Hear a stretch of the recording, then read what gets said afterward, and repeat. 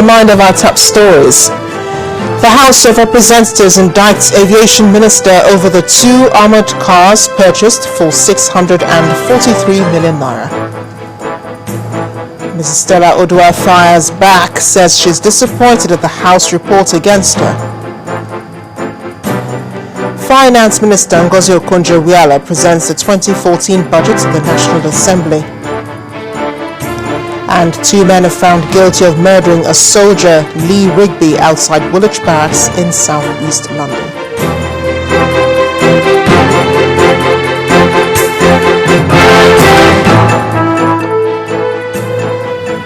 All our top stories can be found on our website, channelstv.com, and on youtube.com/channelsweb.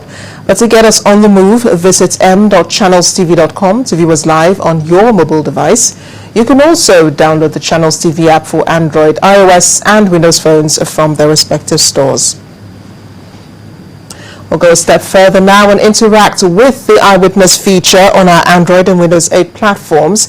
So if you have a picture or a video to share with us, all you need to do is tap on the Channels TV application on your Android and Windows 8 device, swipe to reveal the Eyewitness menu, and follow the instructions to share your reports, pictures, and videos.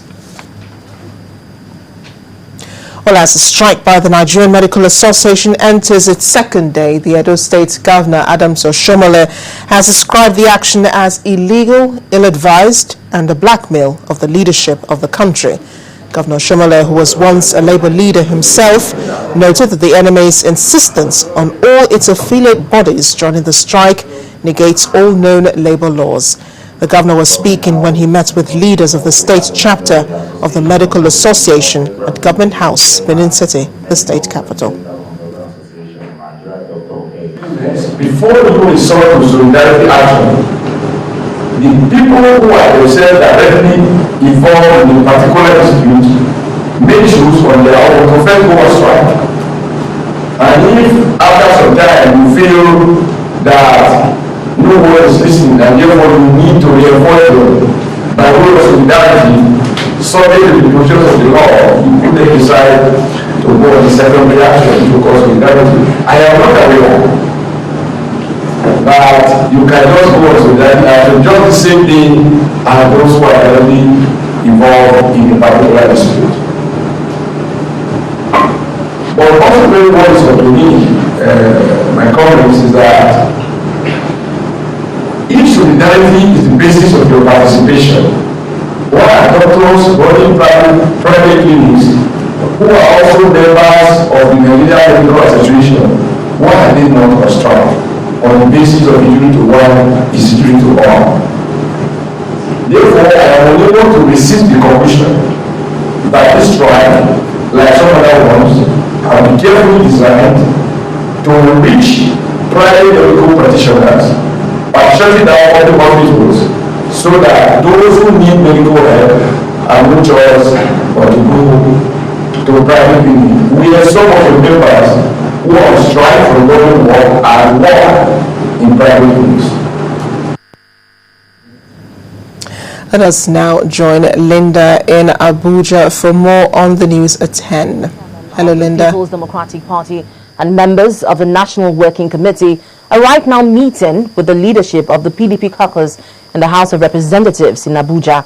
The House PDP caucus is being led by the Speaker of the House and the Deputy Speaker of the House of Representatives.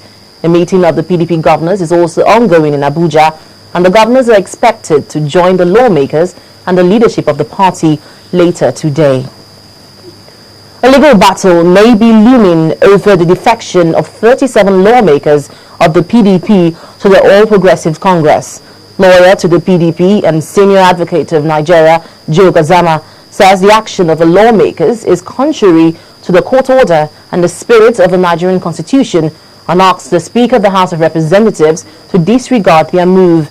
In a letter, Mr. Gazama informed the Speaker that contrary to claims by the lawmakers that they had obtained a restraining order to compel the Speaker to recognize their move, the presiding judge only made an order that parties maintain the status quo pending the hearing of a motion and notice filed by the lawmakers on the 22nd of January 2014. He also argued that the mandatory criteria for any persons to switch parties have not been complied with, and as such, the lawmakers should be directed to reverse to the status quo. President Goodluck Jonathan today received a vote of confidence from the supporters of the People's Democratic Party in Lagos. At the party's family meeting, the state chapter announced that it is already gearing up to challenge the APC over the control of Lagos State in 2015. Leaders of the party in the state have also criticized the movement of some PDP lawmakers to the opposition, arguing that the APC structure will collapse before the 2015 election. Our political correspondent, Seun Okinbaloye, now reports. It may not be the best of times for the People's Democratic Party, the PDP, considering the fact that the party is losing members to the All Progressives Congress, APC. In Lagos, one of the strongholds of the opposition is where these PDP faithful are gathered. The supporters of the party of all ages, class and clout, the 2015 agenda is on their minds, and staring them in the face is the challenge of the opposition.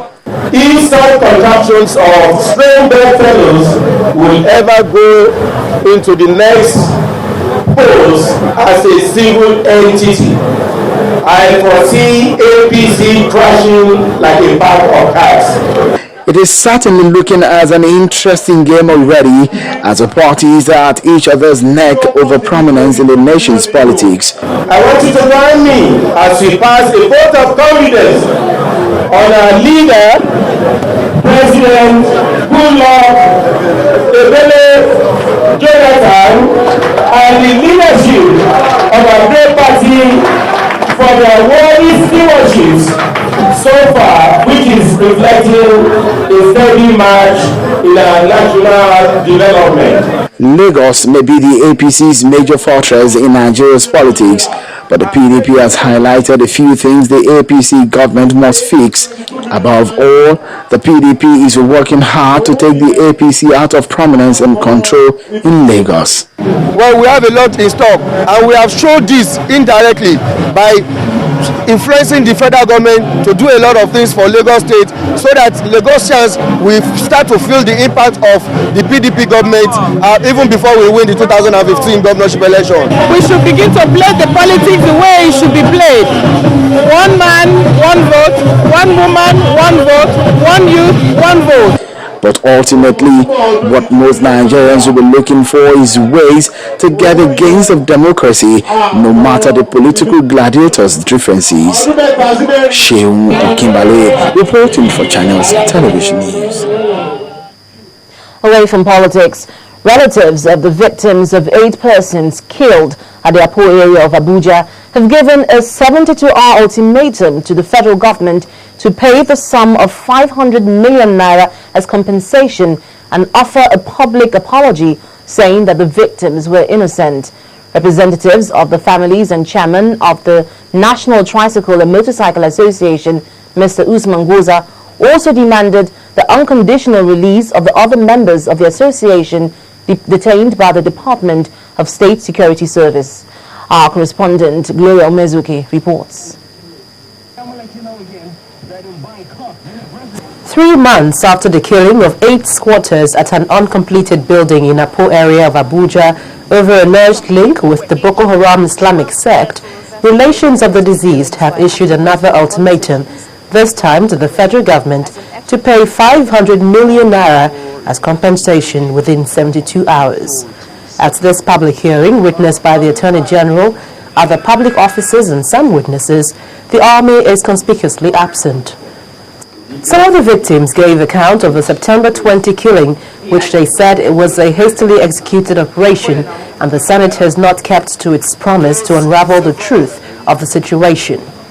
Since the government cannot provide evidence that the victims are members of Boko Haram, over 100,000 members in FCT has been mobilized and shall immediately embark on wide protests throughout Federal Capital Territory. If the federal government refuses to meet this demand within the next 72 hours, anything that concerns industrial constructs between them the federal government or any other regulatory body is not within the purview. And I think we must, try and avoid mixing the waters. Even though the 72-hour ultimatum did not go down well with the investigative panel and was retracted, they went on to inquire from the doctor treating the injured and the proprietor of the premises. Earlier than this, have knowledge that people were staying on these premises. When I go in, I don't have any suspicion. I'm not agitated. Okay. I think it's been enlightening for all of us. We're also summoning the DSS, the operational side of the DSS, and we're summoning the police. Going forward, as investigation continues, Nigerians would be hoping this would not trail the path of other probes spearheaded by the government. Gloria Umezuke, Channels Television News. At least 2 people were injured when a petrol station belonging to the Nigerian National Petroleum Corporation in Abuja was gutted by fire. Firefighters, the National Emergency Management officials, Federal Road Safety Commission and other rescue agencies successfully put out the fire at the station located in Oluobasanjo Way in the central area. Eyewitnesses say the fire started at around 4 p.m.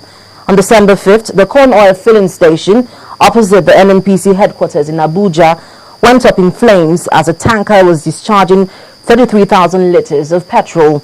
Although the cause of the fire is unknown at the time of this report, the incident caused heavy traffic on the adjoining streets and other roads, including the Sultan Abubakar Way. The Managing Director, Retail NNPC, Mr. Farouk Bello, said they will investigate the cause of the fire and that necessary actions will be taken. And that's all we have from you from the nation's capital. Back to you, Amarachi. Thanks a lot, Linda. And when the News at 10 returns, a breakdown of the 2014 budgets and projected revenues by the government. That will be on Business News. Do join us again.